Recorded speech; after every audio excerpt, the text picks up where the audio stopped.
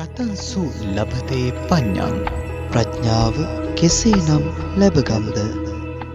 සාදු සාදු සාදු නමෝ තස්ස භගවතු වරහතෝ සම්මා සම්බුද්දස්ස නමෝ තස්ස භගවතු වරහතෝ සම්මා සම්බුද්දස්ස නමෝ තස්ස භගවතු වරහතෝ සම්මා සම්බුද්දස්ස සාදු සාදු සාදු.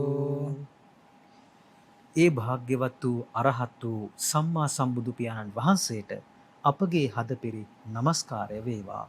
සාදු සාදු සාදු. ආයිබෝවන් සුබ උදෑසනක්. සම්මා සම්බුදු සරණයි සදැහැති ඔබ සැමට. කතංසු ලබතේ පඤ්ඤා. ප්‍රඥාව නැත්නම් නුවණ ලබා ගන්නේ කෙලෙසින්ද? මේ කාරණාව ඔබට පැහැදිලි කර දෙන වැඩසටහන අදත් බෞද්ධ රූපවාහිනිය සහ ගුවන්විදුලිය සමගාමී විකාශයක් ලෙසින් මෙලෙස ආරම්භ කරන්නට මේ උදෑසන අප සූදානම් වන්නේ. සදහැවතුනි, සුපුරුදු පරිදිම අදත් මේ වැඩසටහනෙන් අපට මේ දහම් කරුණු කියා පහදා දෙන්නට බොහොමත්ම ගෞරවයෙන් වැඩමවා වදාලා කොළඹ 7 ආර්.ජී. සේනානායක මාවතේ ශ්‍රී සම්බෝධි මහා විහාරාධිපති එලෙසින්ම ශ්‍රී සම්බෝධි විහාරස්ථානයට අනුබද්ධිත දිවයිනේ අනකුත් විහාරස්ථානයන්හි අධිපතිත්වයේ හොබවන මේ පින්බිම කේන්ද්‍ර කරගනිමින් කොළඹ 7 ශ්‍රී සම්බෝධි විහාරස්ථානයේ පැවැත්වෙන මෙරට ප්‍රථම ඉංග්‍රීසි දහම් පාසලේ වර්තමාන ප්‍රධානාචාර්ය දුරන්දර එලෙසින්ම එක්සත් රාජධානිය ලන්ඩන් නුවර ප්ලාස්ටෝව්හි ශ්‍රී සම්බෝධි බෞද්ධ භාවනා මධ්‍යස්ථානාධිපති සහ බෞද්ධ මාධ්‍ය ජාලයේ වත්මන් සභාපති දුරන්දර අවසරයි පූජනීය බොරලන්දේ වජිරඥාන නායක ස්වාමින් වහන්සේ අදත් මේ වැඩසටහන වෙනුවෙන් බොහොමත්ම මෙත් සිතින් වැඩමවා වදාලා. අපි පළමුවෙන්ම ගෞරවනීය නායක ස්වාමීන් වහන්සේව নমස්කාර පූර්වකව පිළිගන්නවා. සාදු සාදු සාදු. සදහවතුනි, නුවණ අපට අපේ ජීවිතයේ ගතවන සෑම තත්පරයක් පාසාම ගතවන සෑම මොහොතක් පාසාම අවශ්‍ය වන කාරණාවක් වනවා. නුවණින් තොරව අපට අපේ ජීවිතේ සාර්ථක කරගන්නට අවස්ථාවක් ලැබෙන්නේ නැහැ. එනිසානම් ප්‍රඥාවෙන් තොරව අපට ජීවිතේ සාර්ථක කරගන්නට අවස්ථාවක් ලැබෙන්නේ නැහැ. එනිසා ප්‍රඥාව ඊතරම් අපේ ජීවිතවලට වැදගත් වෙන නිසා වෙනුයි එවැනි වැදගත් කාරණාවක් වන ප්‍රඥාව ඔබට ළඟා කරගන්නට අප මෙලෙස මේ වැඩසටහන තුළින් මඟ කියා දෙන්නේ. ඉතින් අපේ නායක ස්වාමින් වහන්සේ මේ දිනවල ඔබට පැහැදිලි කර දෙමින් සිටින්නේ සංයුක්ත නිකායේ යක්ක සංයුක්තයේ සඳහන් සූත්‍ර දේශනාවන්. ඒ අනුව මේ අවසාන සූත්‍ර දේශනාව මේ සංයුක්තයේ අවසාන සූත්‍ර දේශනාව ලෙස ආලවක සූත්‍ර දේශනාව පිළිබඳවයි පසුගිය සතියේ වැඩසටහනින් නායක ස්වාමින් වහන්සේ අපට කරුණු පැහැදිලි කර දෙමින් සිටියේ. නමුත් මේ සූත්‍ර දේශනාව ආලවක සූත්‍ර දේශනාව තරමක් දීර්ඝ සූත්‍ර දේශනාවක්. බොහෝ දෙනෙකු දන්නා කියන සූත්‍රයක් වූවාට මේ අට කතාවේ සහ මේ පෙළ දහමේ සහ අට කතාවේ අඩංගු කරුණු කාරණා බොහොමත්ම දීර්ඝයි. නිසා ඒ පිළිබඳව පැහැදිලි කර දෙන්නට අපේ නායක ස්වාමීන් වහන්සේ පසුගිය සතියේ කටයුතු කළා. නමුත් කාල වේලාව හරස් වූ නිසාවෙන් එම සූත්‍ර දේශනාවේ කොටසක් පැහැදිලි කර දීමේ අනතුරුව පසුගිය සතියේ වැඩසටහනට විරාමය තබන්නට අපට සිදු වුණා. එනිසා නායක ස්වාමීන් වහන්සේ අදහස් කරනවා අද පසුගිය සතියේ වැඩසටහන නිමවටපත් වූ තැනින් ඔබට ඒ සූත්‍ර දේශනාව ඉදිරියට පැහැදිලි කර දෙන්නට. පසුගිය සතියේ ඔබ දන්නවා අලව් යකු පසුගිය සතිය පිළිබඳව කෙටියෙන් පැහැදිලි කරනවා නම් බුදු පියාණන් වහන්සේ අලව් යකුගේ භවනට වැඩම කළ මොහොතේ අලව් යකු බුදු පියාණන් වහන්සේව තමන්ගේ වචනයට නම්මා ගන්නට ගැනීමේ අදහසින් බුදු පියාණන් වහන්සේට භවනෙන් පිටතර වඩින හැටියට දැනුම් දෙනවා. ඒ අනුව බුදු පියාණන් වහන්සේ වචනයට අවනතව පිටතර වැඩම කරනවා. නැවත ඇතුළට වඩින්නට අලව් යකු ආරාධනා කරනවා. ඉතින් බුදු පියාණන් වහන්සේ නැවතත් ඒ වචනයට ගරු කරමින් ඇතුළට වැඩම කරනවා. මේ ආකාරයෙන් තෙවතාවක් බුදු පියාණන් වහන්සේ පිටතර වැඩම කරමින් සහ නැවතත් ඇතුළත වැඩම කරමින් අලව් යකුගේ ඒ වචනයට අනුව කටයුතු කරනවා. නමුත් සිව්වන අවස්ථාවේ අලව් යකු නැවතත් බුදු පියාණන් වහන්සේට පිටතට වැඩම කිරීමට නියෝග කළ අවස්ථාවේ බුදු පියාණන් වහන්සේ සඳහන් කරනවා, දේශනා කරනවා තමන් වහන්සේ පිටතට නොවඩින බවත් අලව් යකුට හැකි දෙයක් ඇත්නම් සිදු කරන හැටියටත් පුංචි අභියෝගයක් ඒ අවස්ථාවේ සිදු කරනවා. ඒ මොහොතේ අලව් යකු බුදු පියාණන් වහන්සේට ප්‍රශ්නාවලියක් යොමු කරනවා. ඒ ප්‍රශ්නාවලියට නිවැරදි පිළිතුරු ලබා දෙන්නට බුදු පියාණන් වහන්සේ කටයුතු කරමින් සිටින අවස්ථාවේ තමයි අපට කාල වේලාව හරස් වුණේ. ඒ අනුව බුදු පියාණන් වහන්සේ අප මේ ප්‍රශ්නාවලියේ පසුගිය වැඩසටහන නිමාවට පත් කළේ අලව් යකු එක් වතාවක විමසනවා කොයි ආකාරයෙන්ද මිත්‍රයන් අප සපයා ගන්නේ, යහපත් මිත්‍රයන් අපේ ජීවිතයට සම්බන්ධ කරගන්නේ කෙසේද, නැත්නම් සොයාගන්නේ කොයි ආකාරයෙන්ද කියන ප්‍රශ්නය අලව් යකු බුදු පියාණන් වහන්සේට යොමු කරනවා. ඒ ප්‍රශ්නයට පිළිතුරු ලබා දීමෙන් බුදු පියාණන් වහන්සේ ලබා දුන් පිළිතුරෙන් තමයි අප පසුගිය සතියේ වැඩසටහන නිමාවට පත් කළේ. මීළඟට අලව් යකු යොමු කරන ගැටලුව වන්නේ මෙලවින් පරලොවට පැමිණ කෙසේ ශෝක නොකරේද යන ගැටලුව. ඉතින් මේ ගැටලුවේ පටන් ඉදිරියට ඉතිරි ඒ ප්‍රශ්නවලට බුදු පියාණන් වහන්සේ ලබා දුන් පිළිතුරු සහ පෙළ දහමෙන් පරිබාහිරව අට කතාවේ මේ සූත්‍ර දේශනාව පිළිබඳව කොයි ආකාරයෙන්ද දහම් කරුණු සඳහන් වන්නේ කියන කාරණාව අප දැන් දැන කියා ගන්න සූදානම් වෙන්නේ. අපේ නායක ස්වාමීන් වහන්සේට নমස්කාර පූර්වකව ආරාධනා කරනවා. මෙතෙන් පටන් මේ සූත්‍ර දේශනාවේ ඉදිරි කොටස අපට පැහැදිලි කර දෙන හැටියට අවසරයි ස්වාමීන් වහන්සේ. සාදු සාදු සාදු. ගෞරවනීය පූජනීය මහා සංඝරත්නයන් අවසරයි වාසනාවන්ත පින්තුනි. අපි සාකච්ඡා කරමින් පවතින්නේ ආලවක සූත්‍ර දේශනාව.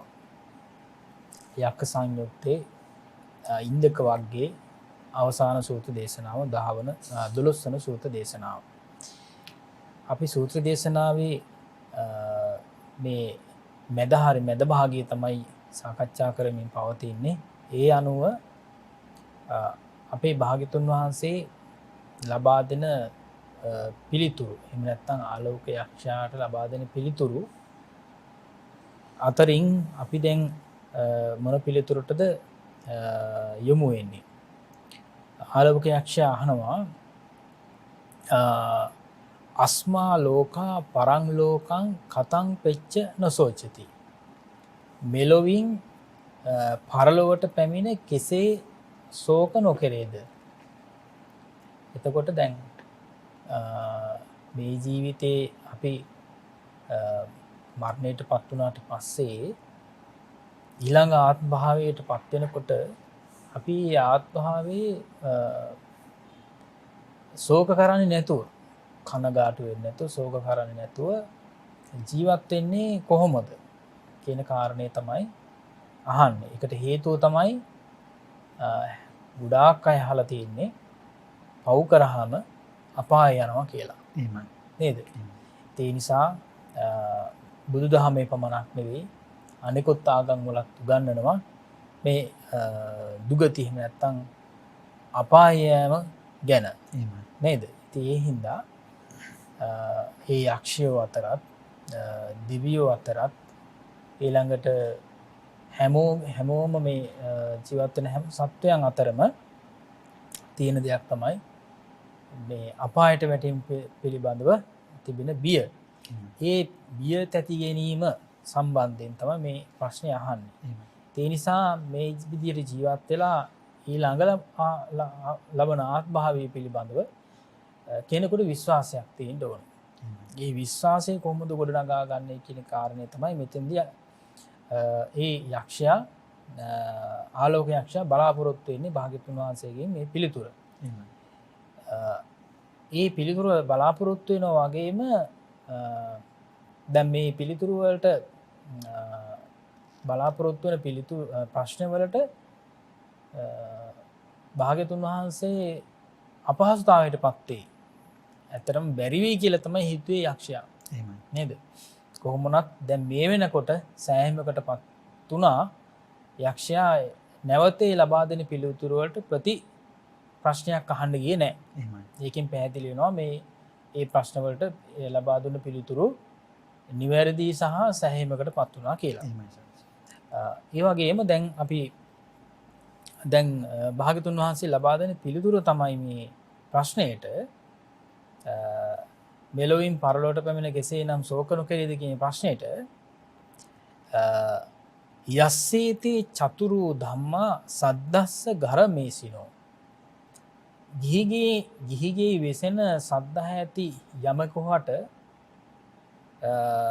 සච්චං ධම්මෝ දිති චාගෝ සවේ පෙච්ච නසෝචති. ඔන්න බලන්නේ ගිහිගෙහි වෙසෙන ශ්‍රද්ධහ ඇති කෙනෙකුට මෙන්න මේ දේවල් තියෙන්න ඕනේ. මොනවද තියෙන්න ඕනේ? සත්‍ය කියලා කියන එක ඒ විදිහට හිතන්න ඕනේ, කරන්න ඕනේ, කියන්න ඕනේ. ඒ වගේම ධර්මයේ හැසිරෙන්නට ඕනේ. ධර්මයක් තිබිය යුතුයි. ඒ ධර්මයේ හැසිරිය යුතුයි. ඒ වගේම ධෘතිය දිහිතී චාගෝ කියලා කියන්නේ දිහිතී කියලා කියන්නේ මේ මතකය ධාරණ ශක්තිය මතකයේ තිබිය යුතුයි. තමන්ට මේ මතකයේ නැවත ස්මරණය කරන්න පුළුවන් ශක්තියක් තියෙන්න ඕනේ. ඒ කාරණේ තමයි සඳහන් වෙන්නේ කෙනෙකුට ස්මරණය කිරීමේ මතක තබා ගැනීම සහ ස්මරණය කිරීමේ වේගවත් හැකියාවක් තියෙන්න ඕනේ. ඒ වගේම තමයි ත්‍යාගය. ඒ වගේම ත්‍යාග සම්පන්න වෙන්න ඕනේ. ඒතර දානය වගේම ත්‍යාගය. අර පුරුදු පුහුණු කළ යුතු දෙයක් තියෙනවානේ ඡාගානුස්සතිය කියලා කියන එක. නේද? අනුස්සති භාවනාවල ඡාගානුස්සතිය කියලා කියන එක පුරුදු කරන්න ඕනේ. පරිත්‍යාගය කියලා කියන එක පුරුදු කරලා තියෙන්න ඕනේ. ඒ වගේම යන මේ සිව් දහම් වූ වෙත් නම් එතකොට සවේ පෙච්ච නොසෝචති තිබේ නම් පරලොවට පැමිණ ඒකාන්තයෙන් ශෝක නොකරයි. එතකොට පරලොවට පැමිණලා ශෝක කරන්නේ නැහැ. අස්මා ලෝකා පරං ලෝකං ඒවං පෙච්ච නොසෝචති. එතකොට මෙලොවින් පරලොවට පැමිණ මෙසේ ශෝක නොකරයි. දැන් අපි කල්පනා කරන්නේ දැන් මේ ජීවිතය කතා කරනවා මේ ජීවිතය සහ පරලොව ගැන අපි කතා කරන්නේ නේද?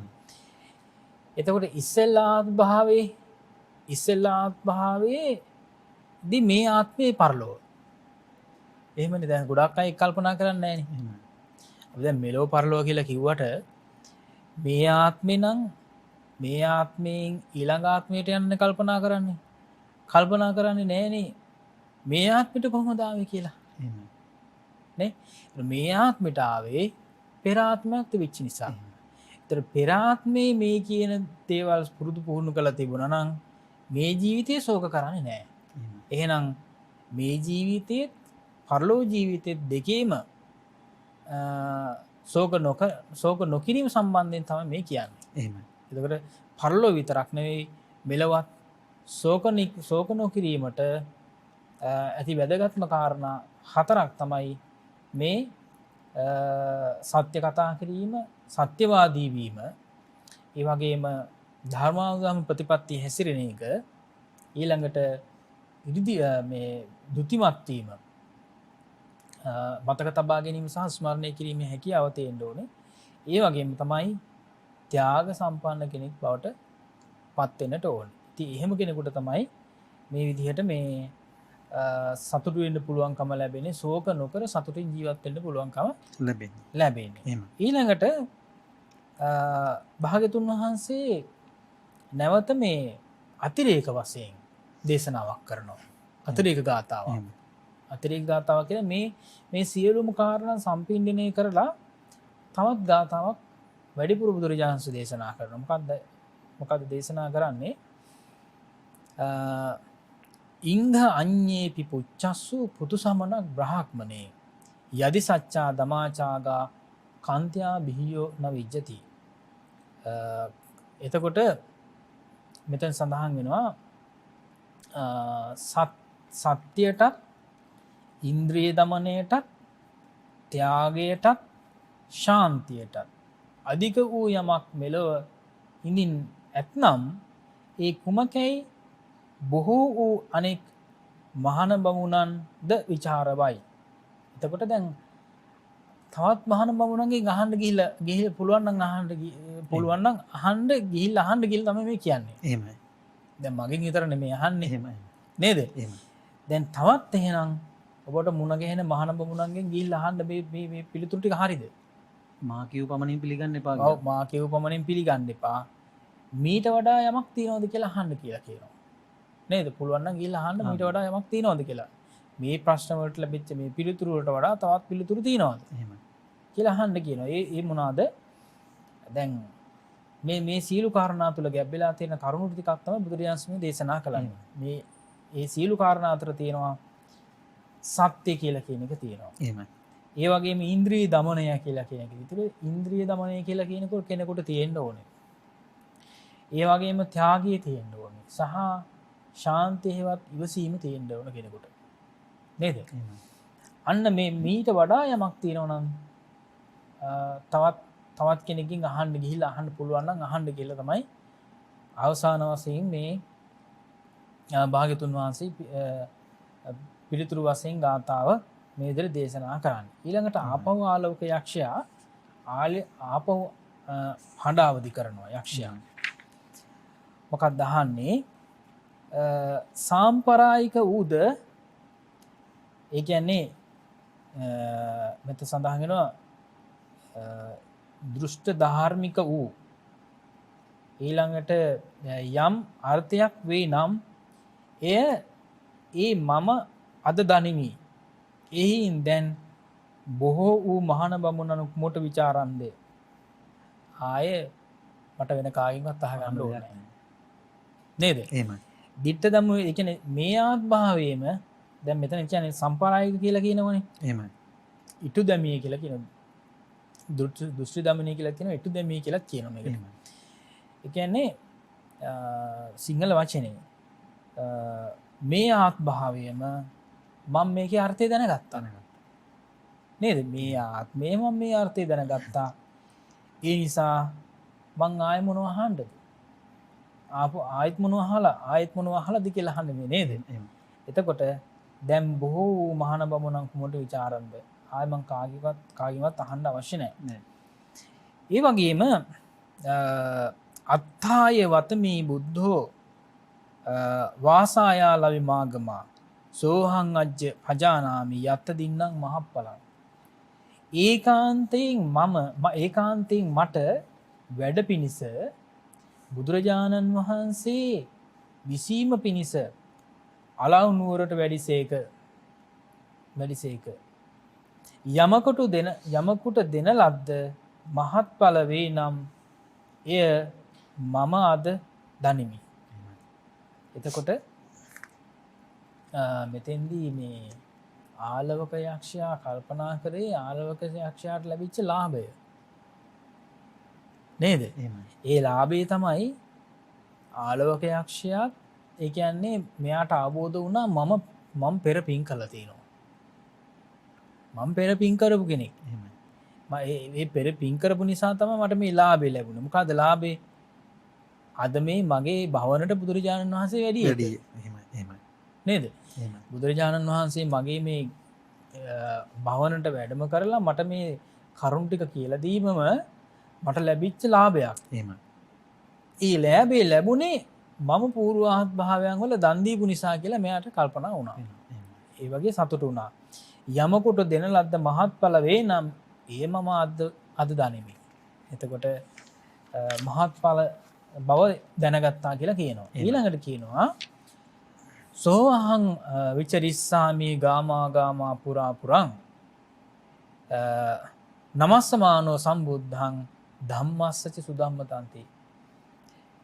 ඒ මම බුදුරජාණන් වහන්සේද ඊළඟ ධර්මයේද සංඝයාද වඳිමින් ගමින් ගම නුවරින් නුවර හැසිරෙන්නෙමි. එතකොට මම එනවා දැන් බුදුරජාණන් වහන්සේ වඩින හැම තැනකටම මම වඩිනවා. දැන් ආරක්ෂාවටත් නේද? ආරක්ෂාවට වඩිනවා. ඊළඟට බුදුරජාණන් වහන්සේගෙන් තවදුරටත් ධර්මය ශ්‍රවණය කරන්න පුළුවන්. ඊළඟට මම ගමින් ගමට ගිහිල්ලා වන්දනා කරමින් තවත් අයට කියනවා මේ පණිවිඩය. මගේ යක්ෂයන්ටත් මම කියනවා හැමෝටම මම කියනවා මම වගේම බුදුරජාණන් වහන්සේ සරණ යන්න ධර්ම රත්නය සරණ යන්න සංඝ රත්නය සරණ යන්න කියලා මම ගමින් ගම නුවරින් නුවර හැසිරෙමින් ඒ විදිහට ගමන් කරනවා කියලා ඒ විදිහට භාග්‍යතුන් වහන්සේට අවසාන වශයෙන් බොහොම සතුටින් මේ ආලවක යක්ෂයා පිළිතුරු ලබා දුන්නේ. දැන් පැහැදිලි එතකොට මුලින්ම අභියෝගයක් කළා නේද? ඒ අභියෝගයෙන් තමා පරාජයටපත් වුණායි කියලා කියන්නේ මෙතෙන්දී ඇත්තටම තමන් දිනුවා මේකෙන්. එහෙමයි. නේද? පරාජයටපත් වුණා නෙවෙයි දිනුවා. වෙනත් ආකාරයෙන් අයිදුආකාරයෙන් දිනන්න බලාපොරොත්තු වෙච්ච කෙනා ජයග්‍රහණය බලාපොරොත්තු වෙච්ච කෙනා අවසානයේදී ඒ විදිහට සත්‍ය වශයෙන්ම ජයගත්තා කියන එක තමයි මෙතෙන්දී පැහැදිලි වෙන්නේ නේද? එහෙමයි. හොඳයි හිතවතුනි ඔන්න ඔය ආකාරයෙන් තමයි අලව් යකු බුදු පියාණන් වහන්සේ වෙත යොමු කර ප්‍රශ්නාවලිය. ඉතින් මේ සූත්‍ර දේශනාව අප ආරම්භ කළේ පසුගිය සතියේ පසුගිය වැඩසටහනින් විශේෂයෙන්ම මේ වැඩසටහනේ කල් වේලා මදි වුණු නිසා ඉතිරි කොටස තමයි අද අප සාකච්ඡාවට බඳුන් කළේ. ඉතින් අලව් යකු බුදු පියාණන් වහන්සේගෙන් මේ ආකාරයෙන් ප්‍රශ්න වලියක් යොමු කරලා බුදු පියාණන් වහන්සේ ලබා දුන් පිළිතුරු වලට අලව් යකු සෑහීමකට පත් වෙනවා. පත් වෙලා බුදුන් සරණ යන්නට කටයුතු කරනවා. ඉතින් මේ ආකාරයට තමයි පෙළ දහමේ සඳහන් වන්නේ මේ සූත්‍ර දේශනාව සංයුක්ත නිකායේ යක්ක සංයුක්තයේ ඉන්දක වර්ගයේ අවසාන සූත්‍ර දේශනාව ලෙසින්. ඉතින් අප සෑම දිනකම මේ පෙළ දහමෙන් පමණක් සෑහීමකට පත්වන්නේ නැහැ. මක් නිසාද මේ පෙළ දහමට වඩා තරමක් සවිස්තරාත්මකව මේ සූත්‍ර දේශනාවන් පිළිබඳව විස්තර ඇතුළත් වෙනවා අට කතාවේ නැත්නම් අටුවා ග්‍රන්ථයේ. ඉතින් ඒ නිසා අප දැන් සූදානම් වෙන්නේ අපේ නායක ස්වාමීන් වහන්සේගෙන් අට කතාවේ මේ පෙළ දහමට පරිබාහිරව නැත්නම් ඊට වැඩියෙන් අන්තර්ගත කරුණු කාරණා කොයි ආකාරයෙන්ද කියන වග දැන කියා ගන්නට. ඒ වගේම අපි ප්‍රවෘත්තියක් වුණත් ප්‍රවෘත්තියේ සිරස්තල තියෙනවනේ. එහෙමයි. නේද? ඒක සිරස්තල පළුවෙන් කිව්වට පස්සේ තමයි ආපහු විස්තර කියන්නේ නේ. ඒ වගේ දැන් හරි කැමති අපි හැමෝම කැමති යම් දෙයක් ඇහුවට පස්සේ ඒ අහපු දෙයින් තවත් විස්තර දැනගන්න. ඉතින් අපි බලමු මේ අටුවා දේශනාව තුළ කොහොමද ඒ විස්තරය සඳහන් වෙන්නේ කියලා. ආලවි යනු ඒ රටත් නගරයත් වේ. එතකොට අලව් රට අලව් නගරය. ඒ භවනට නගරයට නොදුරේ ගව්වක් පමණ වූ තැන පිහිටියේ. භාග්‍යතුන් වහන්සේ එහි වසනසේක. ඒ නගරයේ ඇසුරු කොටගෙන ආලවියෙහි වසති කියන ලදී. එතකොට භාග්‍යතුන් වහන්සේ වැඩ සිටියේ දැන් ආලවියන් විහරති නේද? භාග්‍යතුන් වහන්සේ අලව් නුවර තමයි වැඩ සිටියේ. ආලවකස්ස යක්කස් භවනේ මෙහි අනුපූර්ව කතාව මෙයයි. ආලවක රජතුමා නොයෙක් නෘත්‍ය සම්පත් හැර දමා සොරුන් වැළැක්වීම පිණිසත් විරුද්ධ රජවරුන් වැළැක්වීම පිණිසත් ව්‍යායාම කිරීම පිණිසත් සත්වැනි දවස්වල මුවදඩමේ යන්නේ. ඔන්න දැන් මුවදඩමේ යන්න හේතුව නේද? මුවදඩමේ යන්න හේතුව තමයි දැන් එදා දවසේ මේ නෘත්‍ය සම්පත් හැර දමා. ඒ කියන්නේ නාටි බලන එක, සින්දු කියන එක නේද? ඒව දැන් එහෙම විනෝද වෙනවනේ. ඒ විනෝද සියල්ලක් මත්හැරලා දාලා ඒ කියන්නේ හැමදාම විනෝද වෙන එකත් අමිහිරීනේ. නේද? හැමදාම ඒ විදිහට ගීත කියන එක හෝ නටන එක හරි ඒකත් අමිහිරී. ඒ වගේම ඒක හැර දමලා මේ සොරුන් වැළැක්වීම පිණිසත්. එතකොට නගරයේ හැසිරෙනවා එම නැත්තම් කැලෑවල හැසිරෙනවා මේ සොරුන් වැළැක්වීම පිණිස. ගැන හොරුන්ගෙන් යම් කිසි විදියකින් තමන්ගේ මාලිගාවට හරි එහෙම නැත්තම් තමන්ගේ නගර සීමාවට හරි එහෙම නැත්තම් තමන්ගේ රටවාසී සියලු දෙනාම ආරක්ෂා කර ගැනීම සඳහා මේ විදියට සොරුන් වැළැක්වීම පිණිස ගමන් කරනවා. විරුද්ධ රජවරුන් වැළැක්වීම පිණිසත්. එතකොට ඒ රට ඒ රාජ්‍ය අල්ලගන්න කවුරු හරි සොරුන් ඉන්නවා නම් ඒ සොරුන් වැළැක්වීම පිණිසත් සතියකට දවසක් දැන් මෙතන සඳහන් වෙනවා මේ ව්‍යායාම කිරීම පිණිසත්. නේද? එතකොට රජවරු ව්‍යායාම කිරීම සඳහා ඒ විදිහට මුවදඩේ මේ ගිහිල්ලා තියෙනවා. ඒතර මුව කියලා කියන්නේ එක සතෙක් පමණක් නෙවෙයි. නේද? එහෙමයි. සත්වයෙක් පමණක් නෙවෙයි. නමුත් සත්වයන් මේ දඩේ මේ ගිහිල්ලා තියෙනවා. එහෙමයි. සත්වැනි එතකොට ඒ දඩේ මේ ගිහිල්ලා තියෙන්නේ එතකොට සත්තු මරාගෙන කන්නම නෙවෙයි. එහෙමයි. සත්තු මරාගෙන කන්න ඕනේ කියලා කියන ගමනක් නෙවෙයි මේක. ඔන්න ඔය කාරණා ටික නිසා තමයි මේ ඒ විදිහට තවත් සත්වයෙක් පසුබස හඹා යන්නේ. මරාගෙන කන්න ඕනේ කියලා කියන අදහසෙන් නෙවෙයි. එක් දිනක් සේනාව සමග කතිකාවක් කරගත්තේය. සේනාවක් එක්ක කතිකා කරගත්තා. දැන් කණ්ඩායමක් එක්ක කතා කරගත්තා. යම් කෙනෙකුගේ පැත්තින් මුවා පැන යයිද ඔහුටම එය භාරය. එතකොට එක පැත්තකින් පැනලා ගියොත් ඒක තමන් ඒකේ ආලාභය තමන්ට. නේද? ඊළඟට යම් කෙනෙකුගේ පැත්තේ මුවා පැන යයිද ඔහුටම එය භාරය. ඉක්බිති ඔහුගේම පැත්තෙන් මුවා පැන දිවීය. ඒ පැත්තෙම පැනලා ගියා. රජතුමාගේ පැත්තෙම පැනලා ගියා. රජතුමා ජව සම්පන්න වූයේ දුන්නගෙන පයින්ම යොදුන් 3ක් ඒ මුවාලෝ බැන්දේය. යොදුනක් කියන්නේ සතුම් 16ක්. එහෙමයි. ඒ වගේ 3 ගුණයක්. ඒ වගේ 3 ගුණයක් දැන් මුවා පස්සේ ලෝ බැඳලා තියෙනවා. ඒ මොකද වට කරගත්තට පස්සේ තමන්ගේ පැත්තෙන් තමයි ගියේ. ආසන්න වශයෙන් සතුම් 48ක්. ඔව්. 16 3ක් එහෙමයි. ඔව්. එතකොට ඊළඟට සඳහන් වෙන ලුහු බැන්දේය. ඒනි මුවෝද යොදුන් 3ක් දක්වා වූ වේගය ඇත්තෝය. එතකොට ඒනි මුවා කියලා වෙන මුව වර්ගයක් ඉන්නවා. ඒ මුව වර්ගේ මේ යොදුන් 3ක් ගමන් කරන්න පුළුවන් කියලා කියන වේගෙන්.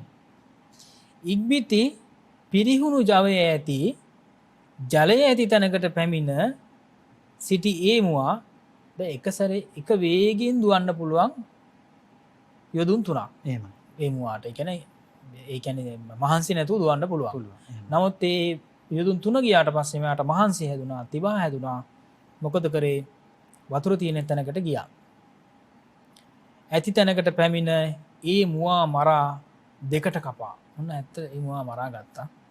මුවා මරාගෙන මසින් තමාට වැඩක් නොමැති වුවත් ඒ මස් වලින් තමාට වැඩක් නැති වුණත් මුවාගෙන ඒමට නොහැකි විය යන අපවාදයෙන් මිදීම පිණිස කදකින්ගෙන පැමිණෙන්නේ නගරය ආසන්නයේ බොහෝ පත්‍රවලින් සමන්විත මහත් නුගගසක් දැක වෙහෙස නිවා ගැනීම පිණිස එහි මුලට පැමිණියය. දැන් අර සත්‍යය දෙකට කපාගෙන කදක් විදිහට දෙපැත්තෙන් නේද? මේ කරේ තියාගෙන ඇවිල්ලා නුග ගහක් මුල ඔන්න වාඩි වුණා. ඒ නුග ගසේ ආලවක යක්ෂයා මහ රජු සමීපෙහි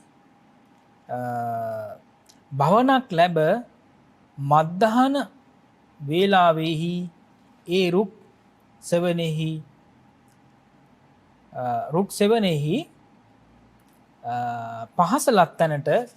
පහස ලැත්තැනට පැමිණි සතුන් අනුභව කරමින් වාසය කරයි. එතකොට දැන් එතන ඉන්නවා ඒ නුග ගහට අධිග්‍රහිතව ඉන්නවා යක්ෂයේ කාලවක යක්ෂයා. එහෙමයි. ඊළඟ ආලවක යක්ෂයා මොකද කරන්නේ? ගහ ළඟට එන සතුන් තමයි ප්‍රාණීන් තමයි අල්ලගෙන ආහාරයට ගන්න. ඔහු රජතුමා දැක කෑමට ළඟටම පැමිණියේය කියලා සතුටු වුණා. එහෙමයි. ළඟටම ආවා. රජතුමා ඔහු හා කතිකාවත් කරගත්තේය. මා මුදව මම තොපට දවස දවස මිනිසෙකුත් සැලිබතකුත් එවන්නේ. මම මුදවන්න. එහෙමයි. මම අත්තරින්ද. මං මෙන්න මේ විදිහේ පොරොන්දුවක් වෙනවා. මොකද්ද පොරොන්දුව? දවසක් ගානේ මම මනුෂ්‍යයෙකුයි ඊළඟට බත් සැලියෙකුයි එවනවා. යක්ෂයා ඔබ රජ සපතින් ප්‍රමාද වූයේ සිහි නොකරන්නෙහි. මම භවනට නොපැමිණි හා අනුමතිය නොලත් කිසිවෙකුත් කෑමට නොලබමි.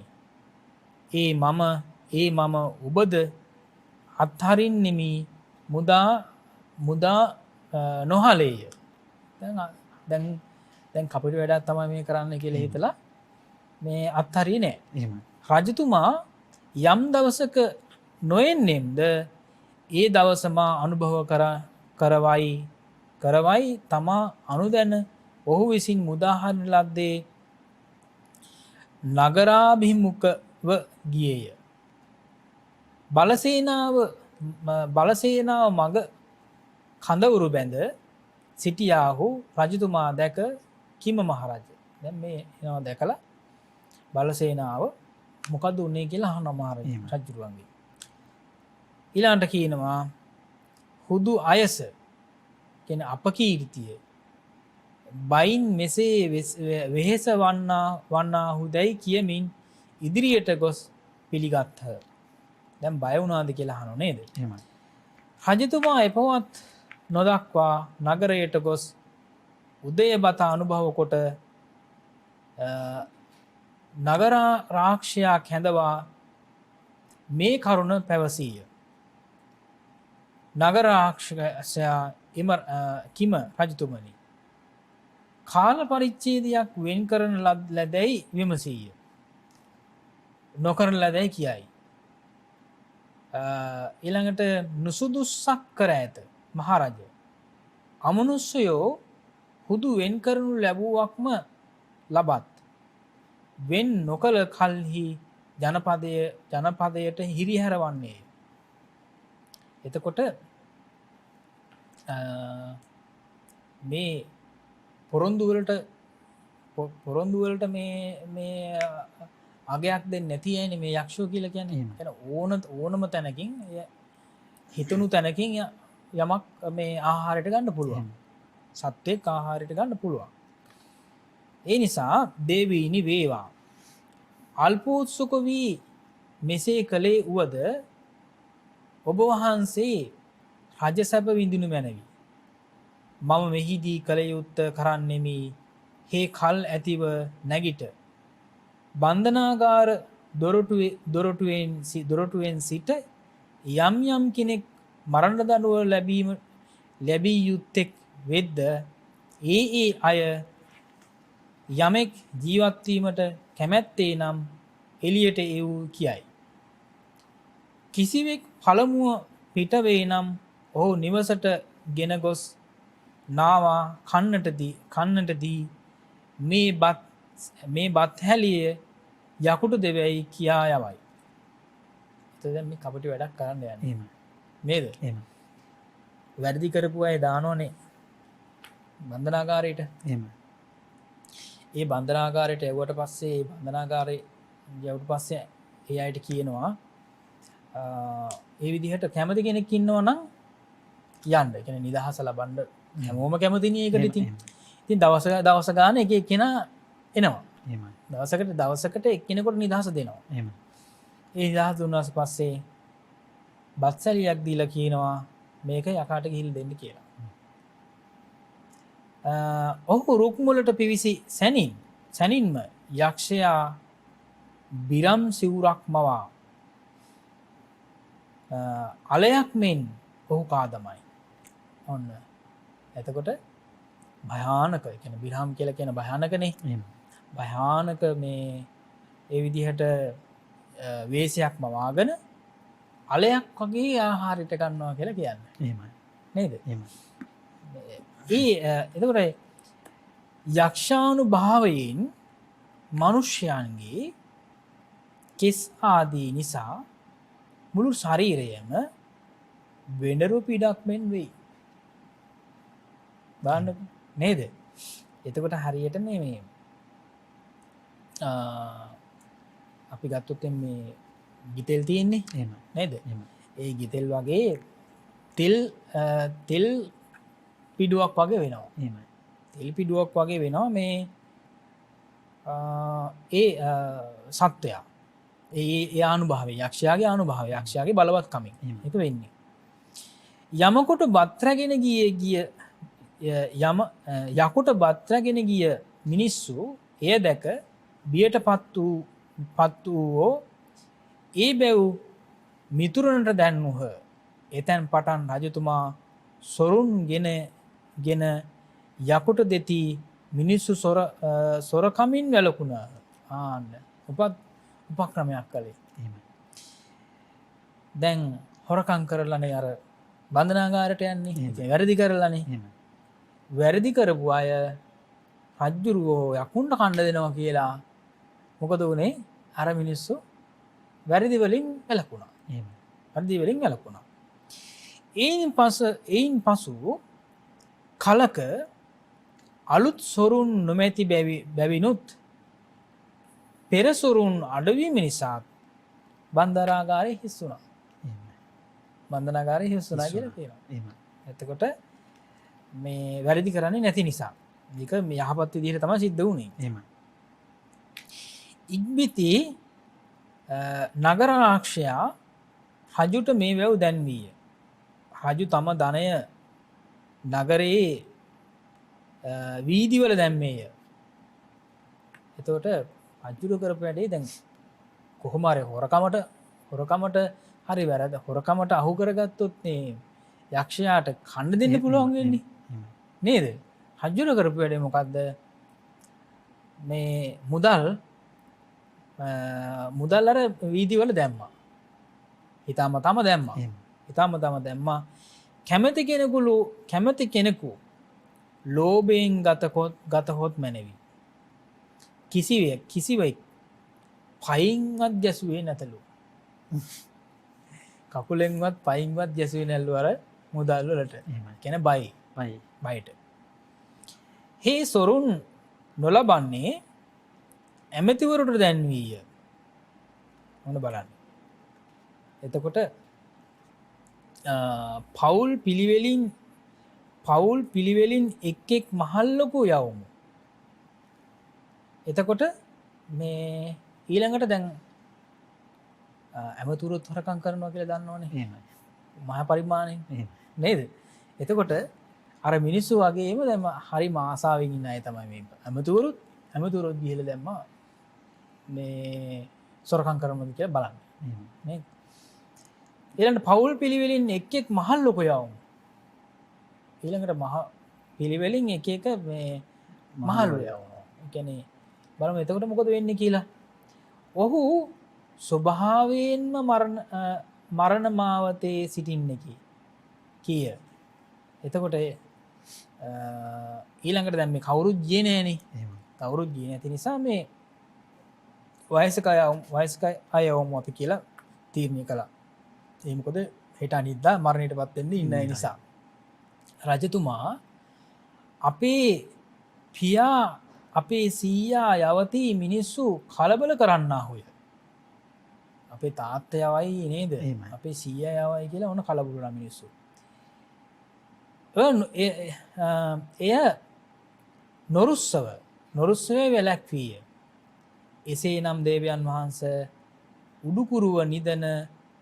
දරුවකු යම් එදාම ඉපදන බිලින්දු දරු මේ යවුම් එබඳුකු හට මගේ මල් මගේ පියායයි සේහයක් නැතැයි කිහ.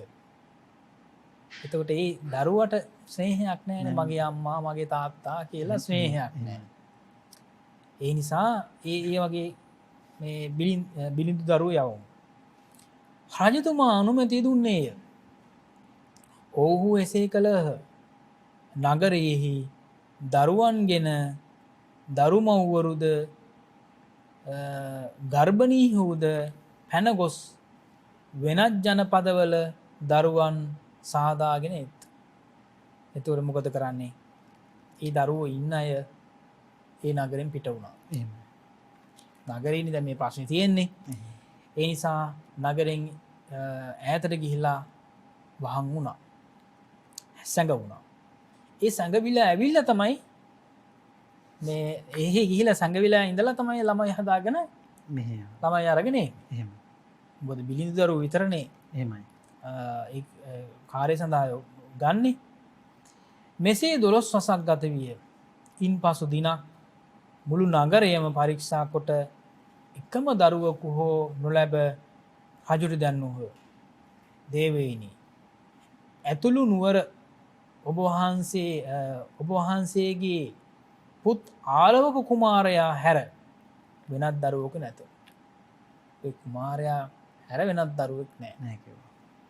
රජතුමා යම්සේ මගේ පුත්‍රයා ප්‍රියවේද එසේම සියලු ලෝකයාට තමාට වැඩි ප්‍රියකු නැත. යව් ඔහු හෝදී මගේ ජීවිතය ආරක්ෂා කරවයි ආරක්ෂා කරවුයි කිය. එතකොට ඊළඟටද එසෙත් මොකද කරේ මේ රජතුමා පුතාව යව්වා.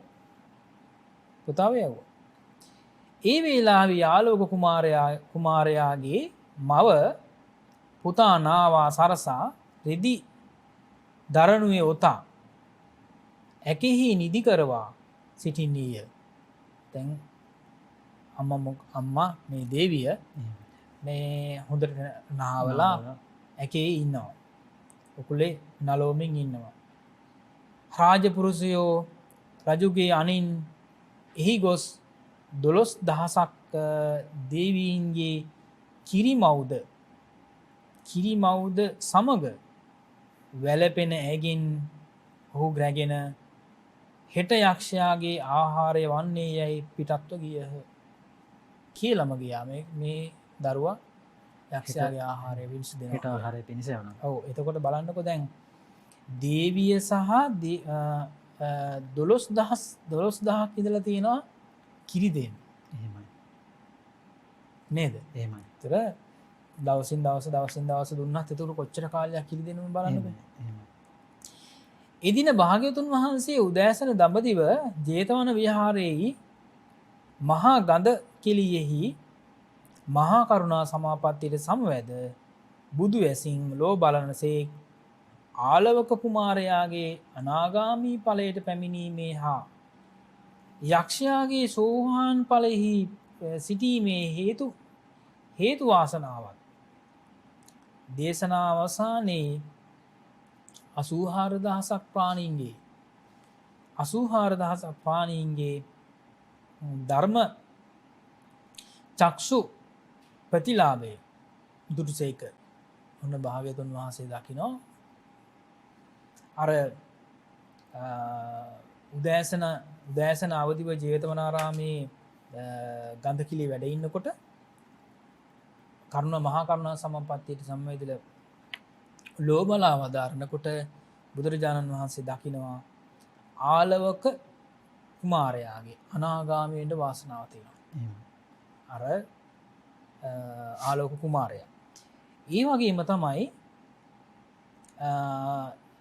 ඵලයට පැමිණීමේ සහ යක්ෂයාගේ සෝවාන් ඵලයට. දැන් ආලෝක යක්ෂයා සෝවාන් වෙන්න පුළුවන් කියලා දැන් මේ භාග්‍යවතුන් වහන්සේ දැක්කා. දේශනාව අවසාන වෙනකොට 84,000ක් ප්‍රාණීන්, ඒ කියන්නේ දෙවියන් ධර්මය අහනවනේ. එහෙමයි. ඒ සියලු දෙවි දේවතාවුන් වහන්සේලා මේ ධර්ම ශ්‍රවණය කරේ. ධර්ම ශ්‍රවණය කරාට පස්සේ මොකද වෙන්නේ? ධර්ම චක්ෂුපතිලාභේ වෙනවා. ඒ කියන්නේ ධම්මැස පහළ වෙනවා. එහෙමයි. ඒ හැමෝටම ධම්මැස පහළ වෙනවා කියලා භාගතුන් වහන්සේ දකිනවා. උන්වහන්සේ රැය පහන් වීමෙන් පසුව පෙරබත් කිස නිමවා උදේ දානේ වළඳලා මැනවින් නිමවන ලද පසුබත් කිසද ඇතිසේක කළුවර පස උපවස් දිනෙහි හිරු බැස ගිය කල්හි හුදෙකලාවම දෙවන්නකු රහිතවම පාසිවුරුගෙන පාගමනින් සැවැත් නුවරින් 30 යොදුනක් ගොස් ඒ යකුගේ බවට ගිය වැඩිසේක. යොදුන් 30ක් 30ක්. නේද? එහෙමයි. යොදුන් 30ක් මේ භාගතුන් වහන්සේ වැඩියා කියලා කියනවා. එහි නාලවකස්ස යක්කස් භවනේ කියන ලදී. ඉතින් ආලවක යක්ෂයාගේ භවන්ට එදා බුදුරජාණන් වහන්සේ වැඩි යොදුන් 30ක් වැඩම කරලා. කිම ආලවක යක්ෂයාගේ භවනය යම් නුගරුකක වීද භාග්‍යතුන් වහන්සේ එහි මුල වැඩ සිටිසේක. තන හොත් යක්ෂ භවනෙහිම යම්සේ යක්ෂයෝ තම භවන දකිද්ද භාග්‍යතුන් වහන්සේද එලෙස සිටීසේක. එතකොට ඒ යක්ෂ භවනයේ තවත් යක්ෂයෝ ඉන්නවනේ. එහෙමයි. අවශේෂ යක්ෂයෝ ඉන්නවනේ. උන්වහන්සේ එහි ගොස් භවන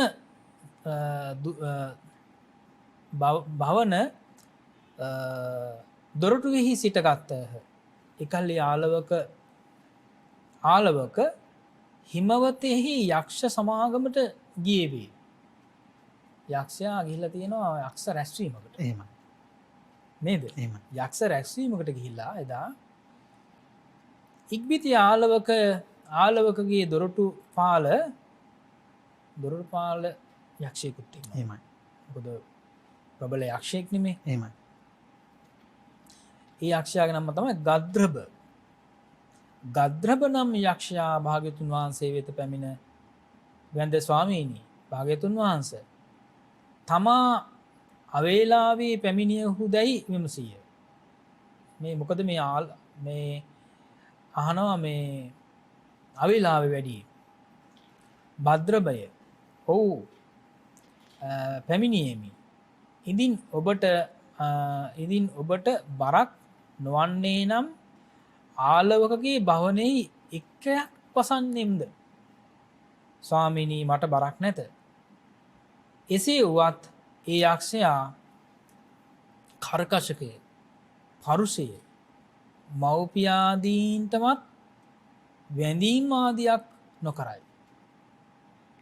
යක්ෂයාගේ හරිම දරුණු යක්ෂයෙක්. ඒ නිසා මෙයා අම්මට තාත්තටවත් වඳින්නේ නැති කෙනෙක් මෙයා කියලා බය කරනවා. භාග්‍යතුන් වහන්සේට මේ වාසය රුචි නොවේ. ගද්‍රබය ඔහුගේ ස්වභාවය දනිමි. මන් දන්නවා එයාගේ ස්වභාවය. මට කිසි අනතුරක් නොවන්නේය. මන් දන්නවා මට කිසිම අනතුරක් නැහැ කියලා. ඉදින් ඔබට බරක් නොවන්නේ නම් එක්රයක් හිඳින්නෙමි. දෙවන වරද ගද්‍රබ යක්ෂයා භාග්‍යතුන් වහන්සේට මේ කීය. ස්වාමීනි ආලවක හිස ගිනිගත්තකු මෙනි. තවත් බය කරනවා. නේද? අර තව ටිකක් මේ නපුරු විදිහට තමයි යක්ෂයා ගැන කියන්නේ. මව්පියන් කියා හෝ ශ්‍රමණ බ්‍රාහ්මණයන් කියා හෝ ධර්මයේ කියා හෝ නොදනී. මව්පියන් කියලා දන්නෙත් නැහැ. ධර්මයේ කියලා දන්නෙත් නැහැ. ශ්‍රමණ බ්‍රාහ්මණ ආදීන් කියන දේවත් අහන්නේ නැහැ. ධර්මයේ කියා හෝ නොදනී. මේ පැමිණියවුන්ගේ සිත විප්‍රකාරද කරයි. හිත අවුල් කරනවා. හදවත පවා පලනවා. පාවලින් ගෙන සමුද්‍රයේ පරතරට හෝ පරසක්වල හෝ ගසයි. දෙවනුවත් බුදුරජාණන් වහන්සේ දෙවනුවත් බුදුරජාණන් වහන්සේ පවසූ ගද්‍රබේ දනිමි ඉඳින් ඔබට බරක් නැත්තම් එක්රයක් ගත කරන්න මේ ස්වාමීනි මට බරක් නැත. එසේ වුවත් ඒ යක්ෂයා තමාට නොදන්නවා මීට අනුදන්නා වූ මා ජීවිතයෙන් තොර කරනු ඇත. එතකොට මේකට අනුමැති මන් දුන්නොත් මගේ ජීවිතත් මට නැති වෙනවා. මගේ ජීවිතෙත් මට නැති වෙනවා. ස්වාමීනි ඔහුට දන්නමි ගද්‍රබය කැමැති පරිදි දන්වව. ස්වාමීනි එසේනම් කල යුත්තේ ඔබ වහන්සේම දන්නා මැනවි. භාග්‍යතුන් වහන්සේට වැඳ හිමවත් දෙසට ගියේය. භවනයේදී දොර තමාම ඉබේම බුදුන් වහන්සේ විවෘත කර දුන්නේය. භාග්‍යතුන් වහන්සේ භවන ඇතුළට පිවිස නියම කරන ලද මංගල දිනය ආදීහි හිඳ ආලවකතෙම සිරිය විඳීද ඒ දිව්‍ය රථයම පල්ලංකයෙහිම හිඳ ස්වර්ණ ආලෝකයෙන් මුදාහලසේක. දැන් ඔන්න බුදුරජාණන් වහන්සේ බුදුරජාණන්සේගේ ආනුභාවයෙන් යක්ෂයාගේ භවනයේ ආසනයේ වැඩ ඉඳලා ආලෝකෙ විහිදුණා. ඒ දැක යක්ෂයාගේ ස්ත්‍රීහු පැමිණ භාග්‍යතුන් වහන්සේට වැඳ පිරිවරා හිඳගත්හ. දැන් බොහෝම අලංකාරව භාග්‍යතුන් වහන්සේ වැඩ ඉන්නවනේ. වැඩ ඉන්න තැනට මේ යක්ෂයෝන්ගේ ස්ත්‍රී ටික දැන් ඔන්න බිරින්දෑවරු ටික ඇවිල්ලා වාඩි වුණා. භාග්‍යතුන් වහන්සේ පෙර ඔබලා දන් දී සිල් සමාදන් වී පිදී යුත්තන් පුදා මේ සැපතටපත් වූ ඔහුය දැනුදුම් එසේම කරව. එකිනෙකා ඊරිසියා මාත්සරියෙන් මැඩි නොහැසිරෙව් ආදි වශයෙන් දැන් භාග්‍යතුන් වහන්සේ එයට ධර්ම දේශනා කරනවා. ඊරිසියා කරන්න එපා, මසුරුකම ඇති කරගන්න එපා කියලා දැන් ඔන්න ඔබලාට මේ විදිහට යක්ෂයන්ගේ බිරින්දෑවරුන් බවට පත් වෙන්න පුළුවන්කම ලැබුණේ පිනක් නිසා. එහෙම කියනවා. ආදී ක්‍රමයෙන් ඔහුට ප්‍රකීර්ණක ධර්ම කතා පැවැත්වූසේක. ඔහු බුදුරජාණන් වහන්සේගේ මිහිරි හඬ අසා දහස් ගණනක් සාදුකාරදී භාග්‍යතුන් වහන්සේ පිරිවරා හිඳගත්තාහු. දැන් දහස් ගානක් ඇවිල්ලා භාග්‍යතුන් වහන්සේ සමීපේ ඉඳලා දැන් ඔන්න බණ අහගෙන හිටියා. ඉතින් අපේ කාල සීමාවත් ඉක්මීලා යන නිසා ඇත්තටම තව ලොකු විස්තරයක් තියෙනවා. ඒ විස්තරය අපි ඊළඟ දවසේ කතා කරමු යසිත්. හොඳයි. ඉතින් අප සිහිපත් කළා ඔබට පෙළ දහමේ අන්තර්ගත කාරණාවලට වඩා වැඩි විස්තරයක් අට කතාවේ සඳහන් වන බව. ඉතින් මේ ග්‍රන්ථ රචනා වී තිබෙන්නේ ඒ ආකාරයට පෙළ දහමේ සඳහන් කාරණාවලට වඩා අට කතාවේ කරුණුකාරා අන්තර්ගත වෙනවා. ඒ වගේම ඉන්ට වැඩි කරුණුකාරණා ඊට පසු රචනා වී තිබෙන ගැටපද විවරණය යනාදී ග්‍රන්ථවල රචනා වී තිබෙනවා. ඉතින් අපේ නායක ස්වාමින් වහන්සේ මේ පෙළ දහමේ සූත්‍ර දේශනාව ඔබට පැහැදිලි කර දීමෙන් අනතුරුව අට කතාව ඔබට පැහැදිලි කර දෙන විට ඔබට ඒ කාරණාව ගැන අවබෝධයක් ලැබෙන්නට ඇති. මේ පෙළ දහමේ සඳහන් වන්නේ සූත්‍ර දේශනාව ආරම්භ වන්නේ කෙලින්ම ආලවක යක්ෂයා යන නමින්. දැන් මේ ආලවක කියන නම හැදුනේ කොයි ආකාරයෙන්ද යන කරුණු කාරණා පවා අට කතාවේ සවිස්තරාත්මකව සඳහන් වී තිබෙනවා. ඉතින් මේ පිළිබඳවයි නායක ස්වාමීන් වහන්සේ අපට පැහැදිලි කර දෙමින් සිටියේ. කෙසේ වෙතත් දෙවන දවසටත් අපට මේ සූත්‍ර දේශනාව නිමා කරගන්නට කාල වේලාව හරස් වෙනවා. ඒ නිසා අපට සිද්ධ වෙනවා අදට මේ වැඩසටහනට විරාමය තබන්නට. මේ අට කතාවේ අඩංගු දහම් කරුණු කාරණා මීළඟ සතියේ ඉතිරි කොටස පැහැදිලි කර දෙන්නට අපේ නායක ස්වාමීන් වහන්සේ අදහස් කරනවා. ඉතින් මේ අදහසත් සිතෙහි තබාගෙන අපි අදට සමුගන්න සූදානම් වෙන්නේ. අප පසුගිය වැඩසටහනේ ඔබට සිහිපත් කළා තවත් පින්කමක් පිළිබඳව අපි එහිදී සිහිපත් කළා. මේ ගත වෙන කාල සීමාව බොහෝ අපහසුතා තිබෙන කාල සීමාවක්, හැමෝටම අමාරු කාල සීමාවක්. නමුත් කෙසේ වෙතත් අමාරු කාලයේ පවා අපට හැකි පමණින් පින් දහම් රැස් කරගන්නට ඕනේ. නැත්නම් කුසල් දහම් වල යෙදෙන්නට ඕනේ. ඒ නිසා එයට ඔබට අවස්ථාවක් සලසා දෙන්නට ඔන්න අප කටයුතු කරමින් තිබෙනවා. පොළොන්නරුව කිරිවෙහෙර සෑරදුන් වහන්සේ සොළොස් මස්ථානයන්ට අයත් වන සිද්ධස්ථානයක්. ඉතින් මේ කිරිවෙහෙර සෑරදුන් වහන්සේගේ කොත් වහන්සේ නිර්මාණය කිරීම මේ දිනවල අපේ පූජනීය බොරලන්දේ වජිරඥාන අපේ නායක ස්වාමීන් වහන්සේගේ අනුශාසකත්වයේ යටතේ පුරාවිද්‍යා දෙපාර්තමේන්තුවේ අනුදැනුම යටතේ සිද්ධ කරනවා. ඉතින් ඔබට පුළුවන්කම ලැබෙනවා අපේ නායක ස්වාමීන් වහන්සේ සියපත් කළා පසුගිය සතියේ මූල්‍යමය වශයෙන් වගේම මේ සඳහා අවශ්‍ය කරන පිත්තල ලබා දෙන්නට ඔබට අවස්ථාව තිබෙන බව මින් පෙර පින්කම් වලදී ඔබ විසින් අපට සපයා දුන් පිත්තලවල අතිරික්තයකින් මේ වැඩසටහන මේ වඩ විට ආරම්භ කර තිබෙනවා. ඒ ඉතිරි වෙච්ච කොටසක් උපයෝගී කරගෙන නමුත් ඉදිරි වැඩ කටයුතු කරගෙන යාම සඳහා ඔබට මේ පිත්තල ලබා දෙන්නටත් පුළුවන්.